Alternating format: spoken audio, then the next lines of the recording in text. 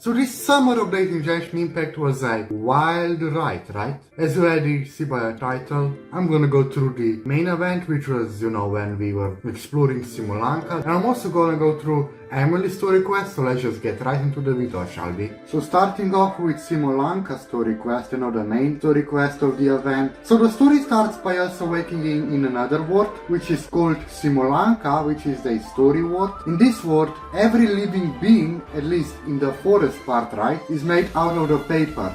And along the way we met hamster Almond, who was an elder of the forest, who hoped a traveler would save the world. This hamster guy stated that their homeland was attacked by an evil dragon by the name of Durin, of course one of the Rhine Daughter's creations, right? But luckily no one ended up being hurt. He also told us that Calavri Tavern was closed, which contained the magic tonic, and because it was closed they were lacking this magic tonic. Therefore their memories and colors were fading.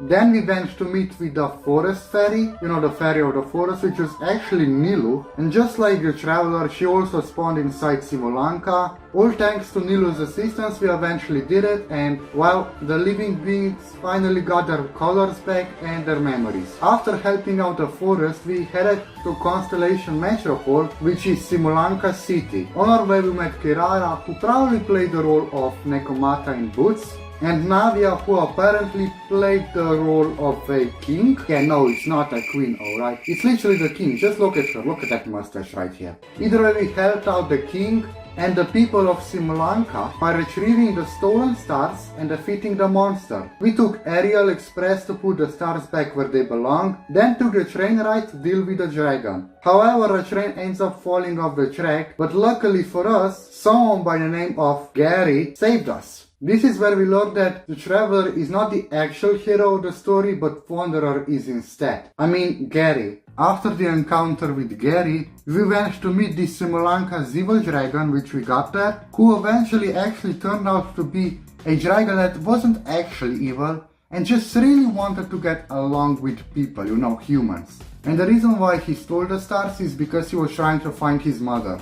Therefore we fulfilled Durin's wish by apparently turning him into a mini dragon. With this we created a happy ending and then talked to Alice, who told everyone how to get out of this, Simulanka, this place. Next up, Emilie's story quest. The story starts by us visiting Tainari, who told us that the Port Ormos was organizing the flower exhibition. This is also where we met Emilie, a renowned perfume designer from Fontaine, who came to the exhibition to inquire Auguste. Auguste is made from the extinct flower, which is why the Auguste perfume is too rare and expensive, We then paid a visit to someone named Edgar, who is Emilie's master. There were also Oud and Blaze, who said that they were perfume merchants and brothers, of course. These two guys were actually later revealed to be the Lucien and Sylvain, a brothers who used to be in prison for destabilizing the perfume market by selling and promoting Auguste, which was inflating the prices by a lot, of course. Auguste was actually made by 4 people, the 2 of them being those 2 brothers, of course, then Edgar and a girl named Yelan, a fetus who burned herself to death. Also, Edgar was attacked, I gotta mention that, and so we started investigating who has harmed Emilie's master, which turned out to be someone named Kyria. In the next morning, Lucien was found dead, and so we investigate how the hell did he die, with the help of Sherry Shyam and Collie. Later we learned that it was by inhaling Auguste. In truth, Auguste's flower is actually made from the delusion's power. Yelena was using the delusion which was affecting her, therefore why she chose to burn herself and leave her brother Kyria behind so he could freely escape from the crimes and blah blah blah, you get the point. As she was so big that she couldn't even walk, therefore she couldn't even escape with him.